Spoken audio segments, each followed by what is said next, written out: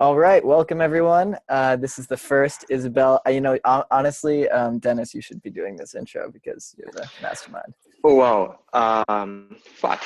Okay, welcome everyone. This is the first meetup of Isabelle study group. We will cover today like basic Isabelle stuff and an overview, like because there's mainly not a lot of content going on, I guess. So,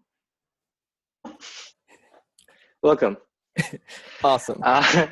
Sounds good. Oh, fuck, I have to guide, right? So, I'm sure you all got installed, Isabelle, and Yes. read like the introduction and got familiar maybe with the interface. So I prepared like a lot of some oldish lectures of mine, which I can present and go over with, and show you the basic interface, like how you work with this stuff. Do you have questions? Maybe we start with this one. I do, but I don't know if I have the first question. My question's a little bit weird. Have you all installed, Isabelle? Like, I have. Awesome. You do that, Mick? Yes, I did install. Awesome. Because I don't know your backgrounds, Dominic and Carl, so I know the background of Jack. Have you ever worked with Theory Improver and in special with Hall, like higher order logic? I have not. You have not? I'm doing some computer science right now, so a little bit of theory background, but never worked with. So Hall is basically fairly simple explained. It's basically the same thing as first order logic. So you have like your syntax structure, but you can quantify not only over individual, so like entities of your universe, but also over functions. And you can say, well, there is some function out there, so it exists a function which you can work with. And with this, it isn't more expressive than first order logic, but it allows for really short proofs, because you can state facts like reflexivity of a function in just one line, and you need like a lot of explainability in first order terms.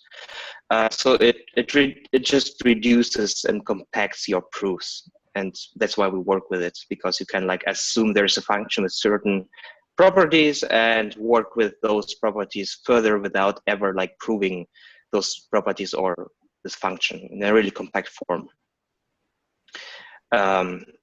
Whole and theory improvers are amazing because they kind of like it's kind of like having a proof assistant or like a tutor standing beside you and explaining you what you do wrong and what you do right. It's kind of like a private lecturer. So when you have to prove something and first start out with a book, it's fairly like intuitive how to prove things, and then you submit something to your class and get like a 50% of it, because you obviously make beginner's mistake, and you kind of like it's difficult for you to understand why and to learn why.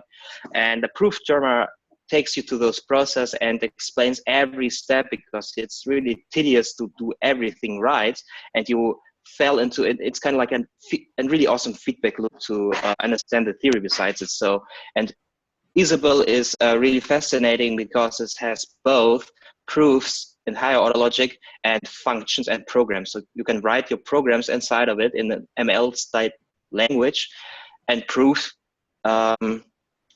properties of this function. And yeah, those are the connections of two areas.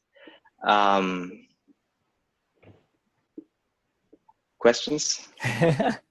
Cool. The idea of having the tutor and kind of getting a better understanding of what you're actually building as you build it is like what brings me so much to this stuff. And I feel like one interesting thing is like I'm really interested in progressing the way that we talk to computers and how we express ourselves and how we can make that interaction. And I feel like this is one of those ways, right? Language is the way we like write to them, and also how they talk to us back. So it seems cool. It's really frustrating as well, because like if you don't get it right, you don't get it right. And in the end, it's like just a green light, which should show off, but if you're stuck in a proof, it's like nightmare. So you sit hours and hours and don't understand what you have to prove to satisfy the program until you find it. So it gets frustrating at times as well. You said like that it's like a tutor sitting next to you, and I was wondering what like you know, I never work with provers, and then I will probably make a lot of these beginner mistakes, and then there's this tutor. But is it like, I guess it's not a guarantee that still, if you come up with a good proof and even the tutor helps you, it's not guaranteed that it's actually 100%, or is it? So the tutor guarantees 100% that it's correct within the scope of correctness. So when you use a calculus like a sequent calculus and you have a proof, then the tutor guarantees you that's indeed correct when he says it's correct. About the feedback loop, so what the tutor does is it guides you along the proof while you're writing it. So you input like some application of so for example, we have a data structure like piano arithmetic, which is like an inductive data type. You have like the null element and you have successor of some integer. So an integer is inductively defined by it, either 0 or successor of some integer. And when you prove something alongside, and you prove something, for example, by induction, the tutor says, okay, because you're proving this by induction, you have to prove it for the 0 case and for the successor case. And it guides you through the structure. And then you say, okay, first of all, I want to prove it for 0. And then he says, okay, when you want to prove it for 0, whatever your predicate is you want to prove for 0, it shows some help. What it does as well is add some like automatic techniques to it. So you say, okay, I want to prove it by simplifying it. And by simplifying it just says, okay, when you have a calculus like a sequent calculus and you have like a complicated formula which can be simplified by, for example, beta reduction, so it's just like syntactic application of some rule sets. Or you want so a really powerful tool is sledgehammering. And sledgehammering is basically you send out your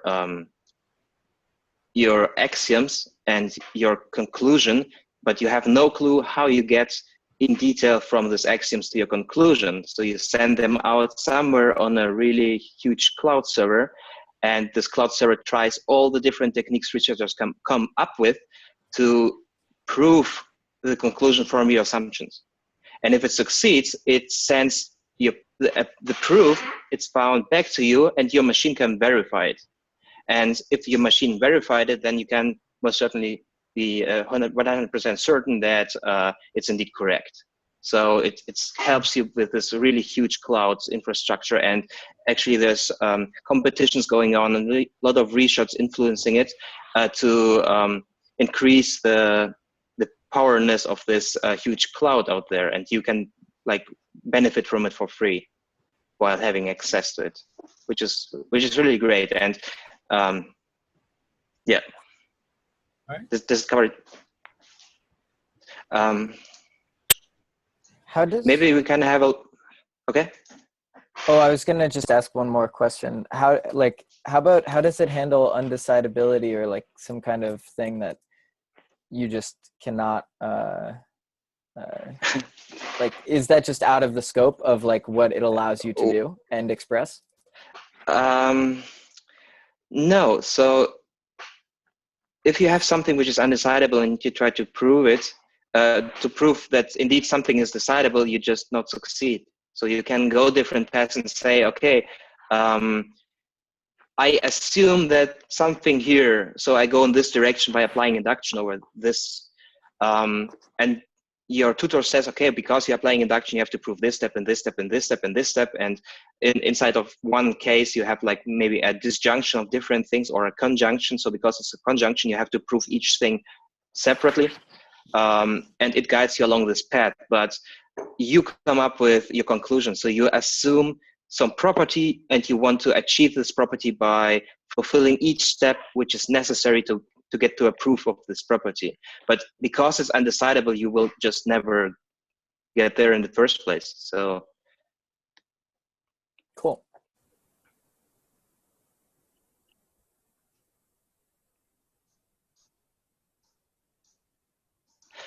Yeah, I have some projects open. Maybe I just skim them, and if you have questions, go along. Maybe first some organizational things. So how fast you want to move on this? Because I and Jack will be moving quite some tempo. What do you want to do? So your tempo. I feel like I shouldn't necessarily hold you guys back. I know that you've already done a lot of work in Isabelle. I haven't, but I've used similar tools, so I suspect that I will have a pretty easy time to pick it up. But like, regardless, I think that both I and Denis are open to like doing our thing, because we're both in the same geographical place, and then basically helping you guys out in these later sessions. Sure. Yeah, so the book isn't. Sorry, what was that, Dominic? You're a bit low. Is that better? Like this? Yeah. Okay, great. Yeah, so since I haven't worked with these things before, I'm sure that I'll be a bit slower than you guys, but still, yeah, it would be great, like, to have your feedback while going through the book. So even if you're faster. Cool. So what I can say about the book, I haven't read it completely yet. So it will be also a new read for me.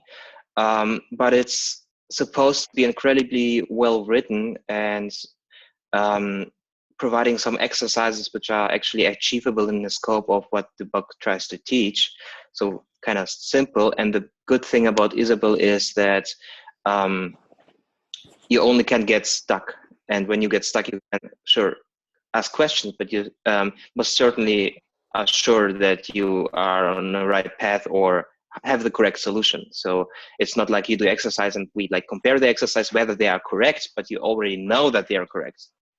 So it maybe will differ a little bit to like linear logic and or game theory study group. Yeah, so Yeah, that would be awesome. I definitely I think that this kind of stuff has immediate applications. So I'm very excited to like learn as much as I can as quickly as I can, because I want to start using it. And you shared also, Carl, this link on approving from Yoshi, I guess, which proves something. Can you talk a little bit, because I haven't read it yet? Oh yeah, so he uses two tools to essentially prove the correctness or the holding of properties of Vitalik's most recent proof of stake algorithm. He first uses a tool called Lem. Yeah. What is it? Say it again. Lem. Lem is. I think it was a simpler. It was like it was a really simple tool. Yeah, I don't think it was Lem. It was, let me check. Alloy. Yeah, Alloy, exactly. Okay. And so he uses Alloy to kind of get a general idea, and it generates these nice graphs, essentially. And then after using Alloy, he went and he used Isabelle to do the rest of the proof. I mean, I can explain. I have a general idea of how the algorithm works, and it's a pretty interesting algorithm. But I think maybe at some point I would like to be able to read what Yoshi wrote. It's super like. It's very, very comprehensive. So it's a lot of lines.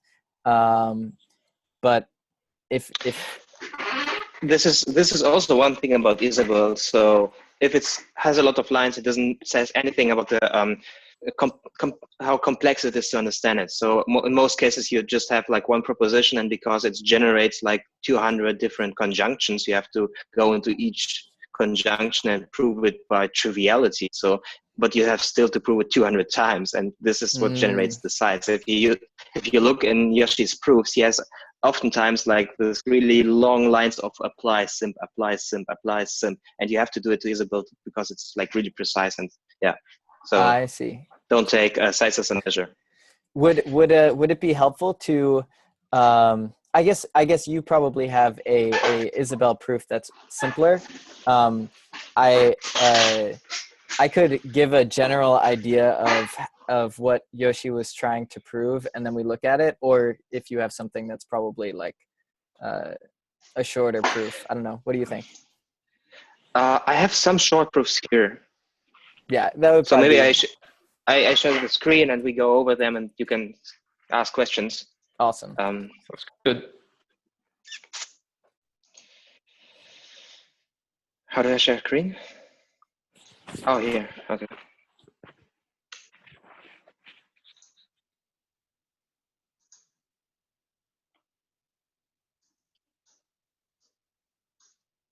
Okay, can you see it?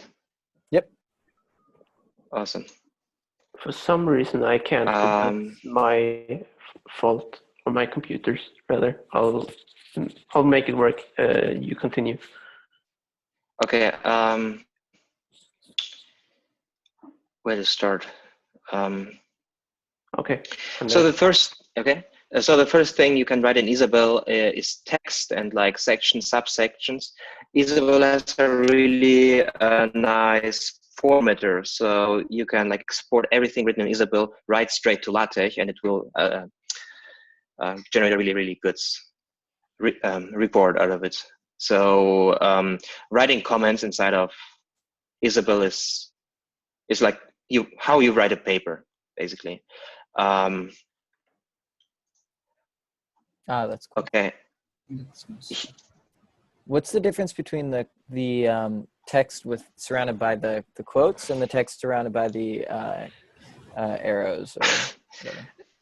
So this is like one of the more complex things of Isabelle, is because Isabelle is whole. It's not type theory. It has the notion of a meta logic, and actually a meta logic. Mostly we will just serve on an object logic level, because this is like what we define. So if we define piano arithmetics, then we define integer, and integer is either 0 or a successor of 0. And this is like our object level logic, because basically when we have a type, we have only successor of 0, and this is like the object level. If you want to state properties about this object logic, because you can also define like logic as your object logic, then you have to state it on a meta level. So you say, okay, like the successor of an even number is not an even number. It would be a theorem in piano arithmetics, and you have to state it on a meta logic. But because you can have like statements about logic, you have to separate those levels. And in the colons is your object logic or object types, and on a higher level without colons is your meta logic. So when you write something, it's without colons, it's your meta logic.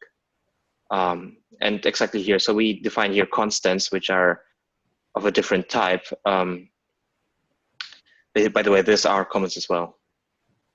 Oh, those are comments. Okay. Yeah. And here we define a constant, and the constant, we name it raining, of the type bool. So raining will be something of type bool. And wet is this arrow notes function type. So it will take something and will return a bool. So for example, here street as well. Street is an I, and I stands for also something, or individual type variable. So it's some individual. And here we say, okay, if it's raining, then the street is wet. And wet takes one, like some individual, and street is an individual. So we can formulate this, and this will be a well-formed proposition. By the way, this is a long arrow. Yeah, so if you write a symbol in Isabelle, so you see Isabelle is not like ASCII code, is UTF-8, and you can like formulate pretty amazing symbols, like it exists symbol and something like this. And if you want to do it, either there are either shortcuts by making like this and this symbol together will, do an or you do a backslash and then the name of what you want to formulate, and then you get a drop down and can select out of it. So there are 2 ways. Actually, there are 3 ways, but you have to you can write this as well to abbreviate to or immediately, but you have to set it up in the settings. Do you, are those names the same as LaTeX? Or? Yeah, so if you convert it back to, no, for example, if I say or, it's not the same as or. And in LaTeX, it will be lowercase or. In here, it's just or. So there are slight differences, but still, if I say like, sorry, right arrow with a big R, it will be as expected in LaTeX as well. So the differences are minimal, but there are differences. Okay.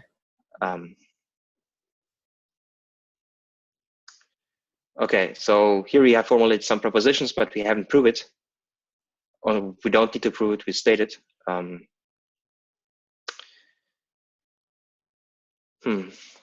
Okay, when you write inside our meta object logic some lowercase string, it assumes that it is a variable. So here we don't say anything about and constants, but we say that everything is good, or A is good, whatever A is, it's a variable. And here we say everything is good, because we quantify over A, and this is still a well-formed.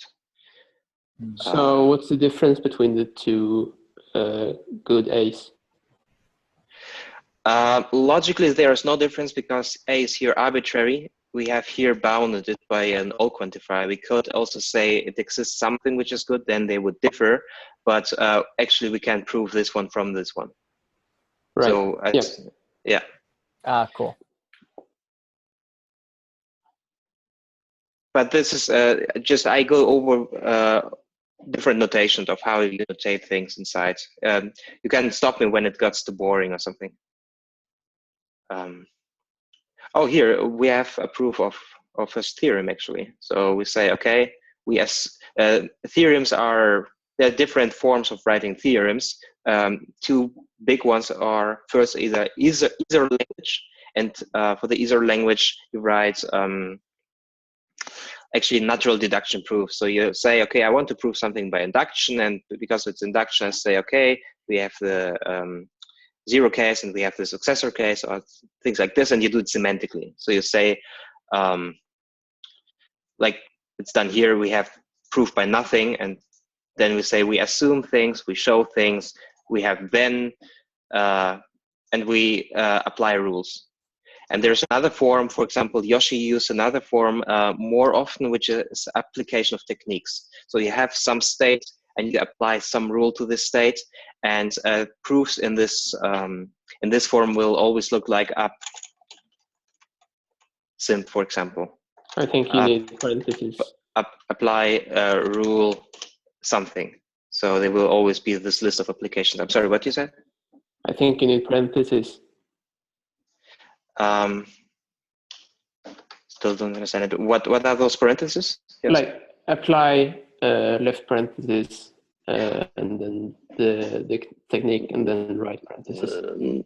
No, not left and right parentheses. So apply and something, and this what is the something is a technique. So technique could be some, for example, beta reduction, and you want to better reduce a term until it's in beta normal form. Yeah. Or you want to apply some form of search, and those techniques are always well defined, and you can define your own techniques when you already have defined techniques. Yeah. Yeah, sure. But at least in the book, I've only read like the beginning of chapter 2. But oh, you mean how to write applies? Yeah, exactly. Yeah. So yeah, you have to write techniques. Parentheses. I'm sorry. And so a technique. So for like you define techniques, and those techniques have to hold for your formulation. Is that? Then it holds for example, if we assume one technique is beta reduction, yeah, and you have like this lambda term which can be beta reduced, and you define your technique by it takes a logic, a term of a logic, in whatever, and it can be beta reduced until it's in beta normal form. So you just say find two terms, which a lambda term and a non-lambda term with matching types, and then in substitute, right? And this is a technique. And yet then if you ever come into a situation where you have like a non-beta reduced form, you can say, okay, apply beta reduction. And the next state will be beta normal form. And basically you accumulate different techniques which you can apply to your proofs. Yeah. It just, yeah. Okay, cool. So you define these techniques. Sorry, what were you going to say? No, go ahead. So you define these techniques which allow you to, potentially do some kind of transformation or apply some, something, and then use them in your eventual proof. Exactly. So when you prove things, you prove them first by being really tedious, and then you start noticing patterns. And those patterns can be automatized in techniques. And then it's kind of like building block until you have your own library of proofs applied only for this subfield of whatever your theory is.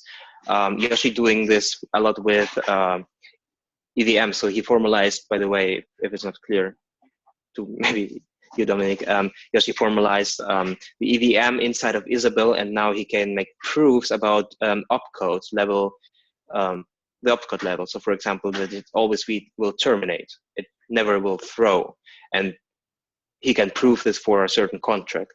And what he's doing now is he's doing a Horde triple for every opcode, so he can prove that assuming something, applying a program, you get something out. For example, assuming value is greater than 3, then you apply a program, and after this you have shown that the value is greater than 4, or must be greater than 4. And whatever you use this chunk of opcodes, you can use this property of which you proven just for this bytecode, and you can insert it into your contracts. And this allows like to prove for libraries or to prove for different patterns of contracts certain properties. For example, that it's indeed only usable by the owner of some token. And this is not like because you read the code or written the code very well, you have proven this in Isabelle. So you can be 100% sure it's indeed not hackable in this sense of hackability. So it still can be some other property can be violated, which you didn't have thought of, but at least on this accessibility ownership relation, it's proof.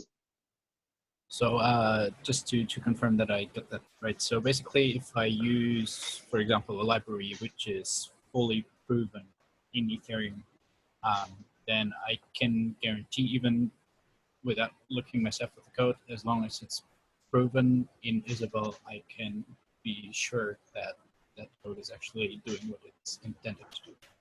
Correct. Okay. If you understand the Isabelle code, surely, or the properties which are being proven. Yeah, exactly. You don't have to understand the proofs, but you need to understand what's being proven. Yeah. But I have a question. So if you're trying to prove something and like you have some goals and you try to apply a technique, what happens if the technique is not applicable in that context? Does it just get ignored, or an error? Yeah, it gets an error. So basically, yeah, I can state, oh, this is a simple proof, so I cannot apply everything. Oh, hold on. I have formalized with Martin the rho calculus, which is behind the rho chain inside of Isabelle, and we didn't succeed of proving some properties. So when you this is proven here, for example, so we can simplify this by auto, whatever it means, and further down we would need. If we apply a simplification, it just says, okay, I cannot simplify those. And I can see what it doesn't simplify. So here I can see, okay, after this automatic, okay,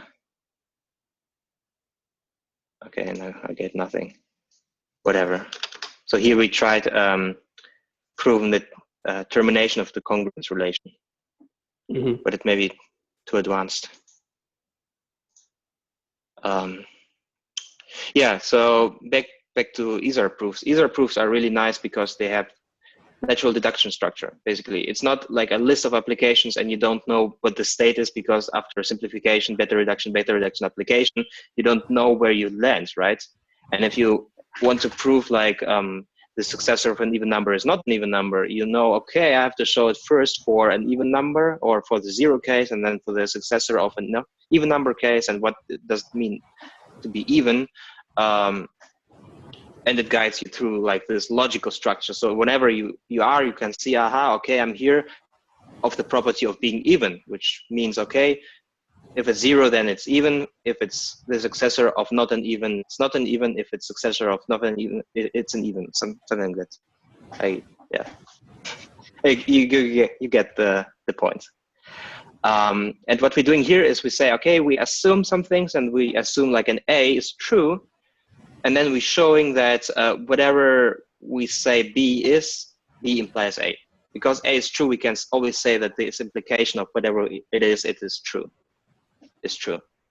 And we can prove it by this Isar proof with no technique applied. And we say, okay, we're assuming B is true here. So from assumptions, because we already know that A is true, we can show that A is true. And in this context, B and A are true. Then we can conclude that indeed B and A is true by implication introduction. What is the first by? So from assumes have A by, and then is that a dash? Is it just this like one? Yeah. So Isar proofs look always like we either like generate knowledge out of thin air because we like assume it, like here, or we conclude it from different assumptions already there and some application rule. So for example, here we say that from our assumptions, it's here on the top, we have A because we already know it. And then we have to judgify it. So why do we know it? And here we just have it given, so we don't have to judgify it. So we make and nothing. This is basically a not justification given. Here we have to judge it, judgify it. Do I say it correctly? Judgify? Justify. I'm sorry? Justify. Justifying it, exactly. Sorry. Oh, good. Here we have to justify it because we have A proven as true, and we have assumed B. But from this, we don't have B and A given. But we have it given because we use natural deduction. And natural deduction is if you assume something as true and can show something else as true, then you can assume that this application is indeed true by implication introduction. This is a basic natural deduction. Are Carl and Dominic familiar with natural deduction, by the way? I believe well, minorly. It's the if you have a I guess not. I'll say no. What is Yeah, same here. I think I had it in some undergrad course, but yeah. I think it might be a good idea then to rehearse these parts. Jack, do you want to like introduce natural deduction? Yeah, sure. If I can annotate, maybe.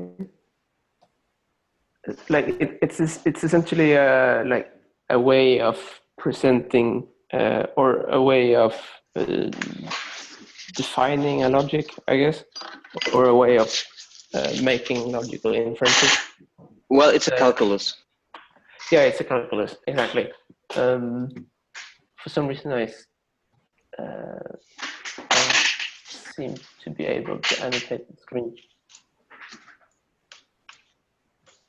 can you annotate now? I can annotate. Yeah.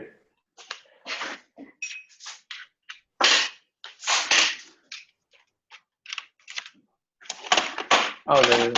Nice. So, like, a simple rule would be that if we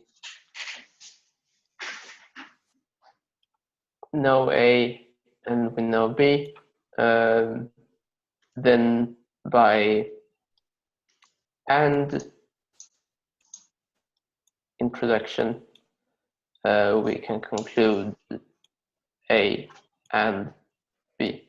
So it's essentially telling us how we introduce different logical connectives, how we take existing knowledge and like compose it into larger pieces of knowledge.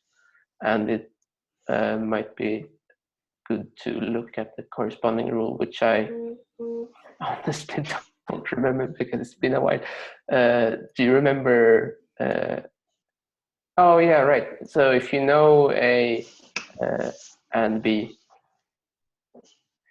then we can conclude A because we know that both of them are true, and that's and elimination left or one, depending on how we want to call them.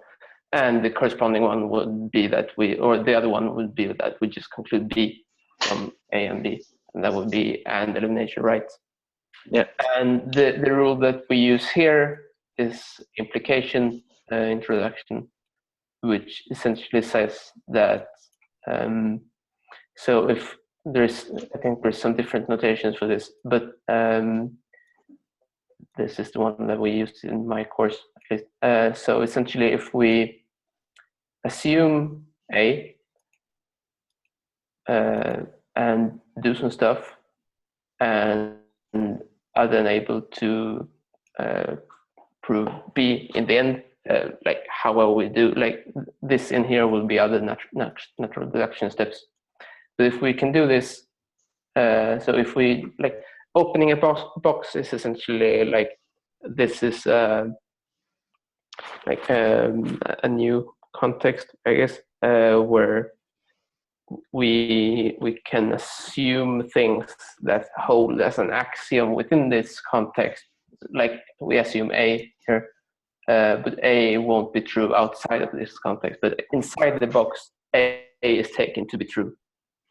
And if we do this, like if we start by assuming A and are able to conclude B inside the box, then we know that A implies B. And you don't have to actually use A to prove B. Like in this proof, in Isabelle, for example, we don't use B to prove A. We just know A because we have it as an initial assumption before we did the assumption of B. It's a bit confusing because I switched A and B around when compared to the Isabelle proof. But does that make sense? I think so. The does that relate to like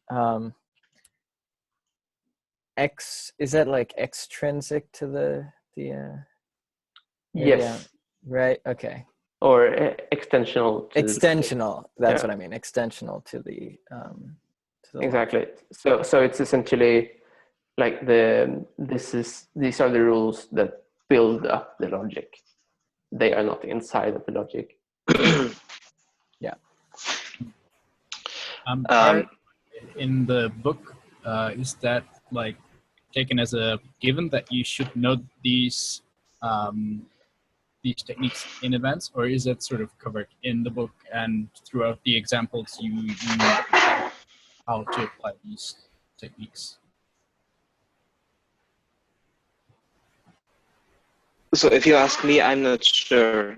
I would assume they're assuming some sort of knowledge about at least like simple logic, so predicate logic and natural deduction, but I'm also kind of sure they're giving either some way to look it up if you're not familiar with it, or introduce it in the book.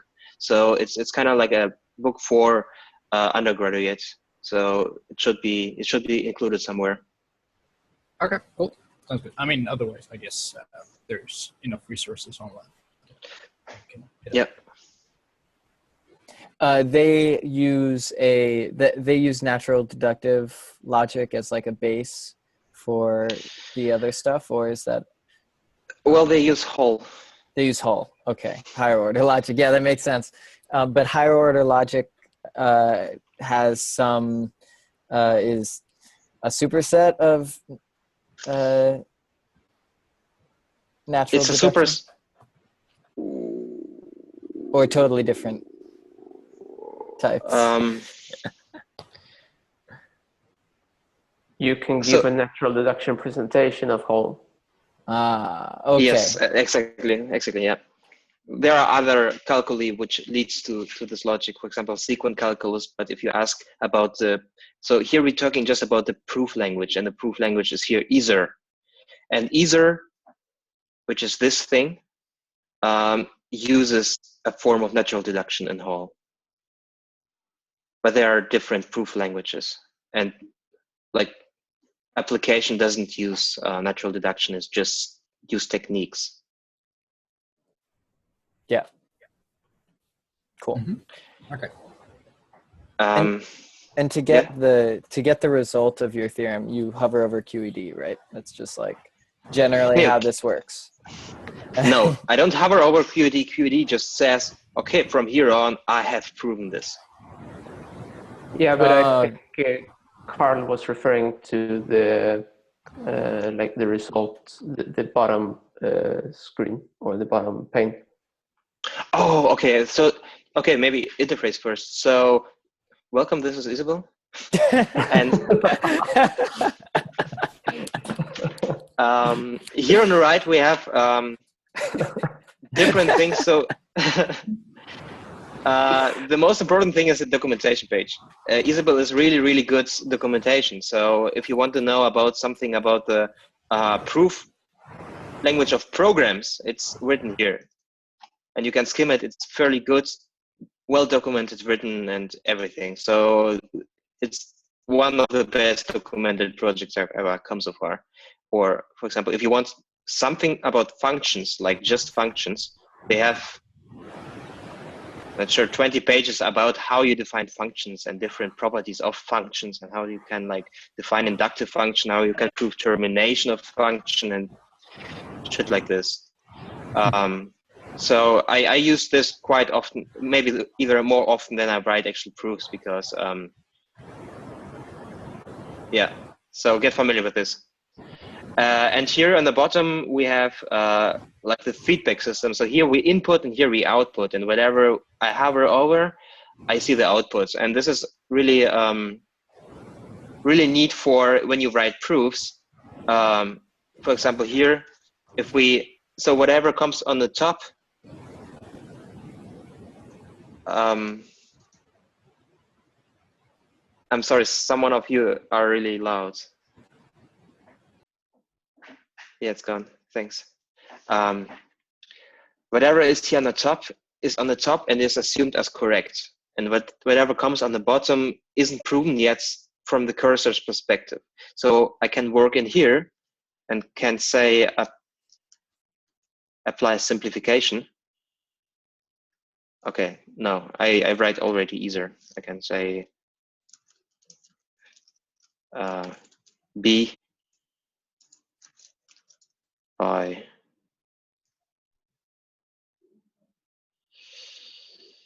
yeah, well, and he says something is wrong. So yeah, I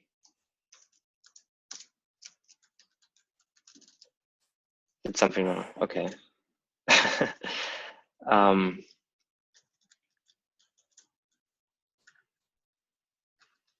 What did I wrong? Okay, something is broken. You just comment out the 2 lines that actually complete the proof. No, the proof is proven.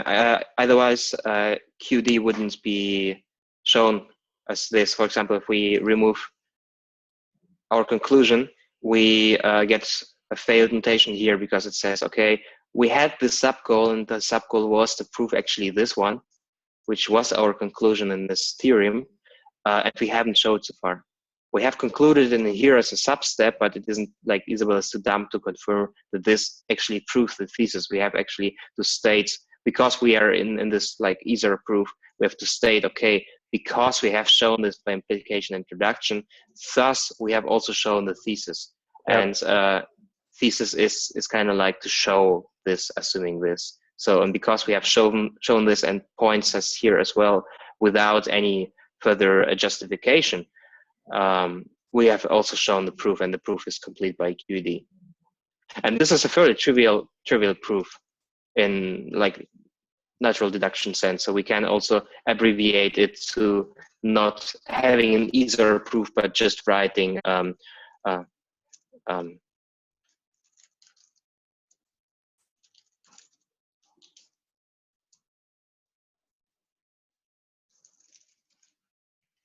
Oh, wow, that's cool.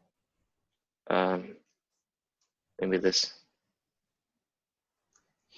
Okay, I did something wrong again. Do you need to write proof auto? Yeah, something.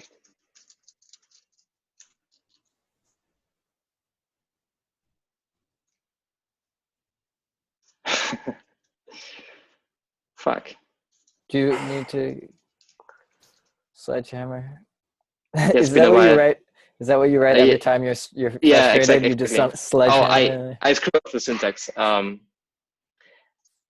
Exactly. Sledgehammer is one of this we call to the cloud, and the cloud tells us, because it has all this baked research behind it, what should we do to prove it actually. So in most sense, you don't write this either proofs. You just say, okay, we have to. So intuitively, you have an understanding of the proof, right? So you have to show 3 properties, and out of these properties, you can conclude the conclusion of your theorem. So you first say, okay, first we prove the first thing, which is a property, a lemma, and you say, okay, I don't know how to prove it, so I just say sledgehammer, and it's sledgehammer's some proof, and sledgehammer gives, like here shown by different provers, try this. That's so cool. And I just clicked it and inserted it into my Isabelle, and we can indeed show this by simplification with the rule at assumptions. And it can actually handle quite complex proofs, sledgehammer. So usually what I do is I write something like this, and then I just sledgehammer, and it gets a solution, right? Nice. Which is awesome. So we don't have to write this. This is already the proof. So the who runs that server? I mean, sorry, that's a bit of a meta question, but either DARPA or some other really like big organization. Cool. International organization, but it's a research-backed huge organization. So it isn't like some private company. It isn't one institution. It is like a collective of higher association. And either way, your computer will check the proofs that it receives. Exactly. It just makes them. Yeah. Exactly. It just suggests you to do something. Okay. So do you have some questions about this proof? Otherwise, I will continue. Or maybe about the timing. So maybe we should stop here even and. I can run for another 30 minutes, but depends on what other people say. So I have to like quit in 15 minutes or something. Just, I can jump further things like proving, no, this is maybe not good. Or some other thing, but maybe you want to see something. So I'm also open for, what do you want to see about Isabelle?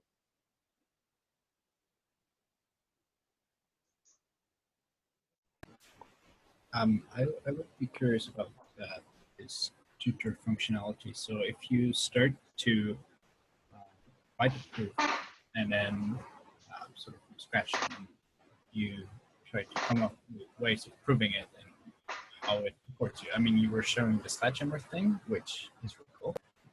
But then if you want to prove it yourself, how can it help you to run through the proof? So I got 2 different questions out of it. Sorry. Do you ask how do tools like Sledgehammer can give you an intuitive understanding of how the proof works, or are you asking how to actually come up with the proof as a whole? Yeah, the letter part. So how do you come up with proof as a whole? Magic. It's like, well, what do you want to prove in the first place, right? So if you want to prove a termination of a function, you have to come up with some property, right?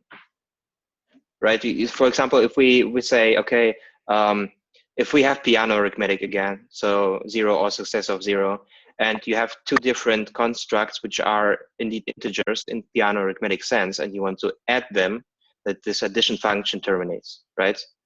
So your intuitive sense is, okay, well, what does function what should it do, right? It should like serve down to 0 and then add first and then adds as many successors as one number has, so it gets its really long structure, right? And the termination property would be, well, it can't go on infinitely many steps. It certainly is finite, right? So it just a finite application of successors of 0. And you show indeed that by induction, you assume, okay, if it's 0, we already shown this because we just kind of like make successor of 0 and we edit them, right? And in an induction sense, assume we have shown it for n. So we have to show it for the successor of n because we have like this chain of proofs. We have shown it for an arbitrary addition, right?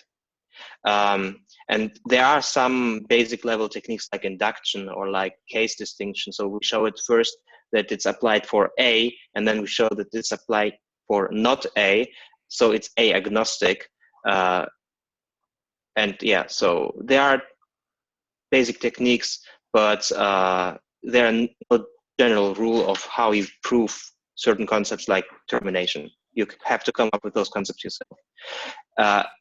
And how tools like Sledgehammer help you with this is when you don't come up with a solution like this. You just like study a problem, and then you observe that some properties are indeed true, and you first don't try to prove the solution. You try to prove some properties, and at some point you gained so much knowledge about your problem space that you can combine those properties to the solution. You say, oh, I've proven already those 3 lemmas, and out of those 3 lemmas, based on this case distinction, I can actually prove the solution. Yeah. Does it answer your question? Yes, it does.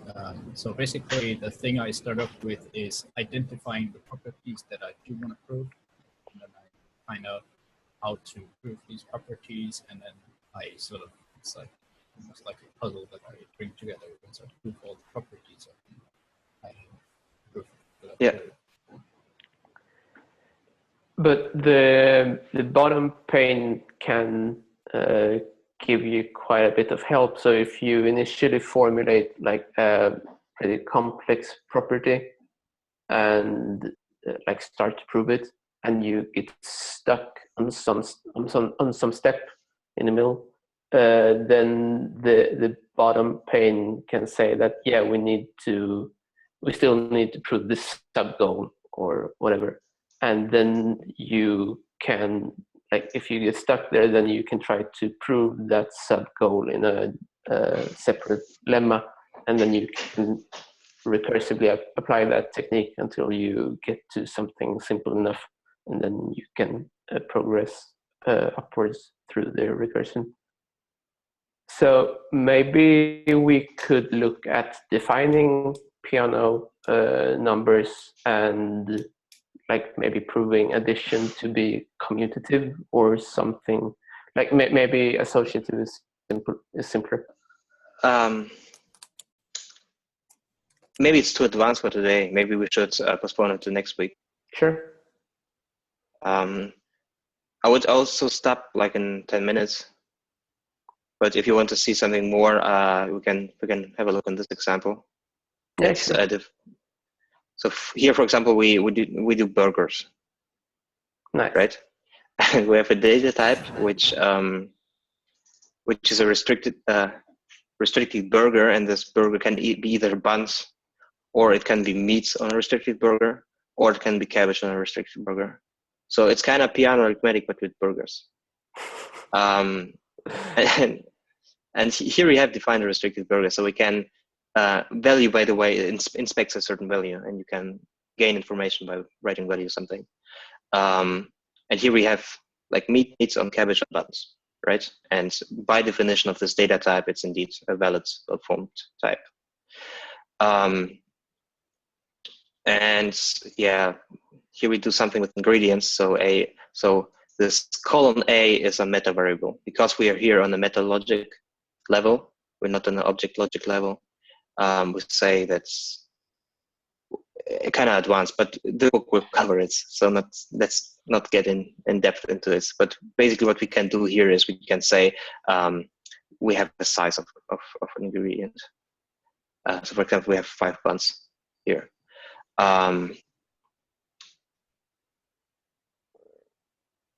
Yeah, we declare a type. We just say that this is indeed a type, and here we say, okay, we have some constants, and those constants are of this declared type. So it actually doesn't say much, but just gets the meta type right. And here we define our first function. So there are 2 ways of defining function. First is just writing fun, which is short for function, and the next one is just writing function instead of fun.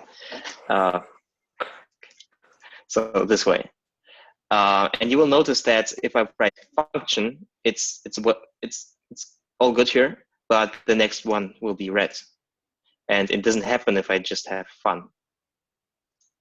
Demonstrate this. See, and that differs because function is doesn't prove anything automatically. So function is just what we defined here, and then for every function you have to define a termination and correctness and completeness and stuff like this. Fun defines everything and proves everything for you. So here we would need to say termination, have to prove termination by induction, for example. But first we have to prove correctness. Fun does everything for you. So here we see, okay, we have to prove some goals, but we can prove them by auto-solving them, and it suggests, hey, you have function, you want to prove it on your own, but actually you can do it by just writing fun. It proves everything for you, and you see it's gray, and gray says it's solved everything automatically. Okay, here it says phone termination, order, size, class size, by induction on size. Yeah, and size is integer, and we just count. What do we do? Count the ingredients based on this A burger. And then we have stack function, and stack function, what does it do?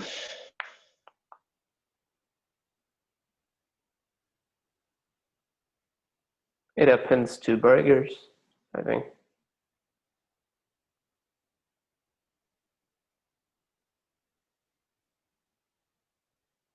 Oh yeah, on buns. So it takes in the ingredients in the one burger and takes ingredients in the second burger and applies everything on buns. So we don't like have 2 buns, but we have just 1 bun and stack the ingredients on top.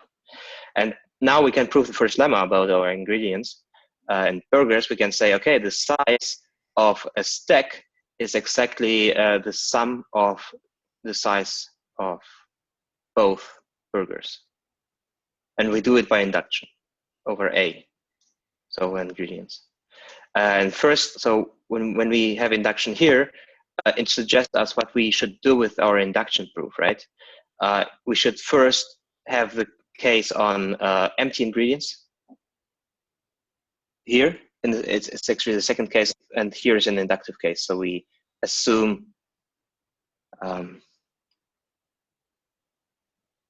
that, okay. Sometimes it's not clear what it tries to say. So A is in fact a meta variable, which we have used here, and x1 is maybe a fixed, something fixed. But here I have shown it for just buns. So we have, if we have just buns in A, which is here, then the size is B, because here it's empty. And here's the basic structure. So we say it's the first case, and then here's the second case, which is in the induction step. Yeah, and we do it all by simplification. But it shows really well how you structure a proof. So you say, okay, we have some property, and from this property we infer another property, and from this property we infer another property, and then we have our final goal, which is the case goal, which we should prove here. And whenever we write something, okay. I don't know why I break Isabelle. Usually it used to help me out here.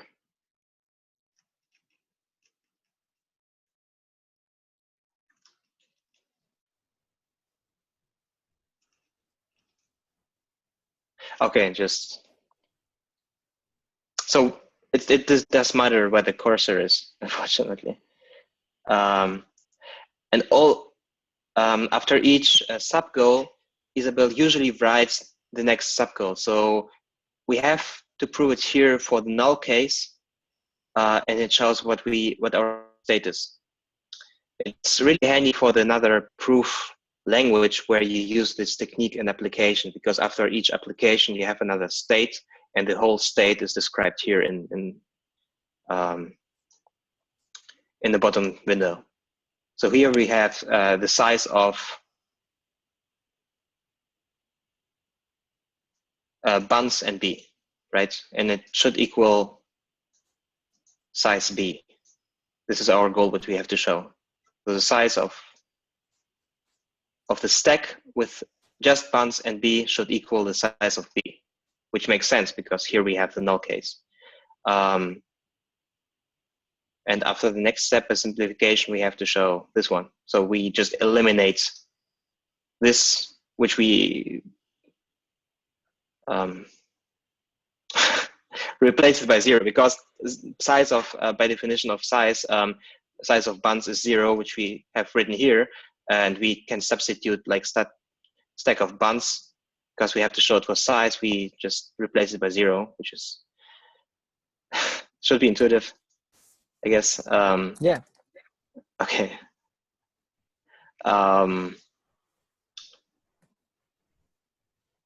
So here we because it's 0, so we just introduced 0, and we have to make both sides equal. Here we introduce 0 because 0 plus something is 0, and 0 is indeed size of buns. So we have here size of buns, b is size of buns plus b on both sides, which is exactly what we want to show, right? Because here we have invert for 0.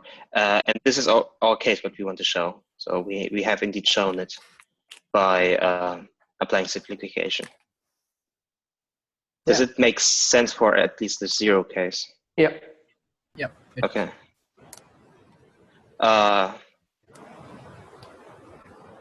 I failed for the inductive case, but this is like actually a worksheet for from a year ago. So would you sledgehammer this proof?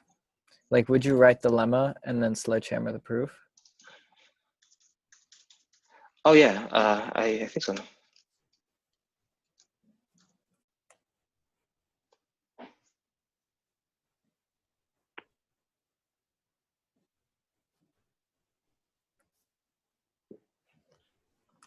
So because sledgehammering calls like the cloud, and the cloud is really well defined for like whole and lambda logic and shit, right? Which is a set theory, which is defined indeed here, but because we have introduced new data types and because we have introduced functions, sometimes even for trivial things like this one, it fails timed out. Yeah, it will fail. Because it's not like developed for your own programs, it's just developed for logic. So if you want to have some logical inference, you can use sledgehammer, but as soon as it gets like here, either you have to use some special theorem provers like Leo 3, but you have to know them, which are optimized for like doing your own thing, or you have to do it by hand. But usually by hand, it's also fine.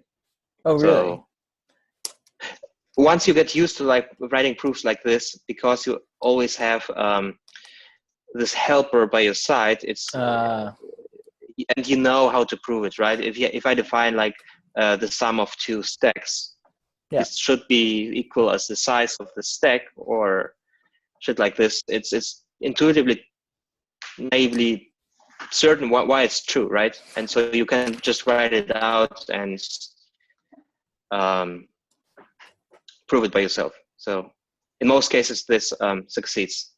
It doesn't succeed in like really complicated cases where you, for example, have a mutual data type. So you have a data type which depends on another data type, and this data type depends on this data type again. So you have like a cycle of data types, and then you have an inductive function on this data type, which is in itself like some sort of mutual. So you have to like make determination order of mutual data types or mutual functions, which kind of like grow exponentially with the size and become incredibly unhandy to handle, because you have to show then 255, 65 cases separately, and it just explodes. So it doesn't explode in complexity. It kind of does in some form, but it explodes in like the size you have to write, unfortunately. But those are the edge cases which are really hard to show and to prove. And this is a downside of Isabelle being so so strict about things. So you can, for example, if you have a function and you want to say, okay, if it's 0, it should be, the result should be 1. In all other cases, it should be 0, which is really simple to define in functional languages in all other cases. But if you do it mathematically in Isabelle on a data type, there is no such thing as in other cases. You have to do each case separately. So if you have a data type which has like here meat and cabbage on buns, you can say, okay, if it's buns, it's 0, but you have to show that it's to define it in a function that meat should be 1 and cabbage should be 1. So you have to do it explicitly. You cannot say other than buns, unfortunately. Do you know but why? Here you can. No, if I would, I could fix it, right? Yeah. There are some restrictions. So I'm sure that those restrictions are not inherent to Hall and to Isabelle, but they are pre-configured in such a way that you cannot do it. So this was one of our neck breakers in formalizing and proving termination order on row calculus. We, just to make a brief example, we defined the pi calculus, row calculus, which is like inductive data type on names and processes, defined here as a data type. And then we wanted to show structural congruence. And structural congruence is like, you say one process, you have another process, and they're equal. You can say you have process A and B, and they work both in parallel. And it's actually the same as B and A. A and B and A is the same, right? You don't care, because parallel operator is commutative. And structural congruence is this saying it's the same either was, it's on syntactical structures. And because of this, you have to do like a shit ton of different cases which you actually don't care about. So for example, name drop and null, it's obviously false, but you cannot do in other cases. You have to do it explicitly. And here it's actually not that much, but in some cases it explodes in where you have, for example, to define an inductive function. And yeah, so the correctness is really easy to prove, but you cannot prove that simple. Oh no, it's equality, it's not congruence. Well, at some point it sucks. It's what I'm saying. Yeah. Yeah, and Cool. if you want to, so this is maybe one thing which I should end with, is that you can always write sorry. And sorry assumes that this is correct, but you cannot prove it. So you can continue. That's awesome. Kind of a funny function. How high up does sorry go? It goes to the previous like theorem. I'm sorry? How high up does sorry go? Like it goes to the previous theorem, or are you saying that it Oh, sorry. it just like breaks the page, or It goes to the theorem. Yeah, you have always a state and a scope you want to show, and it's always closest to the current scope. okay, closes the current scope, exactly. Yeah. Not in either proofs. Either proof languages, it's this proof by induction case distinction shown. It's another form of scope. So it's like you enter a proof and you cannot say sorry within, but you can sorry on your, like where you would to write QED for finished proof, you write sorry. I see. Okay. Yeah. Cool. That was awesome. Yeah. So should we say we read or try to read the chapter 2 in this book and meet to some exercises, not all of them, whatever, and meet next week? Yeah, I think so. And I think it makes sense to like keep these sessions mostly for questions, since people can actually check the solutions themselves. Awesome. Yeah, sounds good to me. Nice. Alrighty, that's exciting. And Cool, happy to thanks a lot. hear. Yeah, thank you. My pleasure. So see you next week. Yep. Sounds Yep. good. Take care. Bye-bye. Bye. Bye.